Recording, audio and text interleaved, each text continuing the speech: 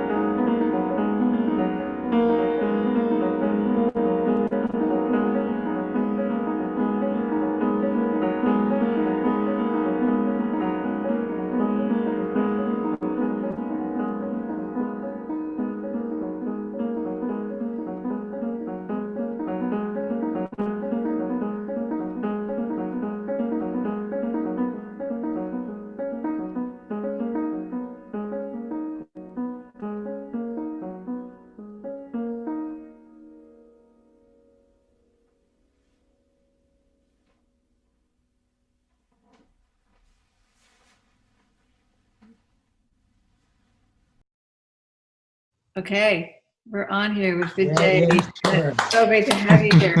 Thank you, George. We're going to bring George Shout Wolfe to on George. again to actually talk with us. But at this moment, we had Vijay with us, and just such a pleasure and such a beautiful piece to hear, but also watch. I mean, I don't know what you were doing on the low end. It looked like your hands were in fists, but there was like a rolling fist. I mean, beautiful Yeah. pieces. And I don't know if you want to say anything about this sort of strange way your hands are moving, but remarkable. Really I think they're strange. They tend to move strangely anyway.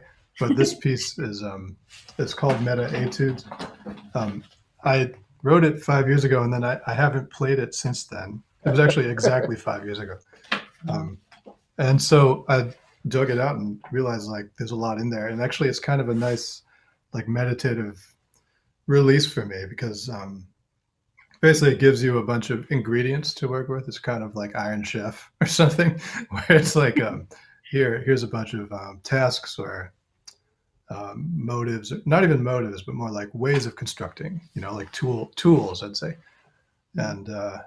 And then so one of them was without fingers. That's that's the prompt essentially. So whatever you heard in the low register was that. It was kind of the fingerless technique. Wow. So it doesn't necessarily have to be fists. It could be. No, it could be. And I use my forearm at some point. And, Yeah, I noticed the and forearm. the palms too. They each have their own kind of musicality, I've learned. So in a way, this is having this like little set of, I don't know, it's like a repertoire of possibilities. Just to have it in front of me, it kind of focuses me in a different way. It helps me find things I wouldn't find otherwise. And have you heard many renditions? Now I see it's in a beautiful, score. Have you heard, have you shared this with pianists of different ages and different backgrounds? Who has? I kind of tucked it away, and then there's actually this carillon player friend of mine who wanted to try it on carillon. I'm not sure if she ever did, but that I would like to hear. That would be cool. Yeah. The inside of Without the piano. fingers, that's sort of like like Carolyn 101 is you don't use your fingers. But Carillon is like this technology too, which is that you do something and then you don't get to hear it until a little bit later. So true, there is so this. it's like the time lag is disorienting, as we are disoriented today. So, but it's okay. It kind of it suits our times, and I gotta hand it to you guys for holding this operation down for all these years, and especially launching it under these conditions. very brave and courageous and really nice to, like Meredith was just saying, it's just great to see everybody, you know. Wait, no, that Meredith was actually visiting professor at Harvard this semester. Yeah, And she was up there. mentioning some of her student projects. It was Yeah, just she was incredible. What rocking people's worlds. It was great. it's happening up there, Vijay. Did you like get the machete out and carve the path? It feels like there's this energy and creativity going on now at Harvard. Well, beginning I think like once they hired me, then other people thought, well, it can't be that bad if Vijay's up there, you know. So I think I was like the wedge in the door, you know. Nice. And so then, like little by little, Yosvani Terry, Claire Chase, Esperanza Spalding, the Parker Quartet is there full time, and then we've been, you know, I was able to coax Meredith to come up for a semester, and yeah, a lot of things, a lot of new things happening, and we've got some brilliant, really beautiful, wonderful students, graduate students and undergraduates. So cool. Okay, one other question about the piano piece. Is the crossing of hands an intentional instruction? Is it? I mean, just as there was kind of a lot of, yeah, very pianistic to do that. No, but I'm just curious. That's yes, yeah, and it's usually done as a kind of provisional gesture. So then, when you sustain it, then you get something else going on. And what I like, what it does to me internally, which is like it kind of remaps my relationship to the instrument. So then I start hearing things differently. And so I guess the way it's laid out in the score is that there's instead of like 10 kind of prompts, like I said, like without fingers or intervals or pitchless sounds. But then later there's another set of prompts that are sort of like, I call them Meta-Etudes, which is sort of like, okay, given all those techniques, here's what you can do to them. And one of them is just sort of like ways to change up what's happening, you know, directions or sudden shifts. And one sudden shift is to switch the hands. Vijay, I gave away too much already. thank you so much. Thank you so much for performing on this marathon. It's so great to see you. And Oh, it's great to see all of you, and great to see everybody making music and finding ways to continue.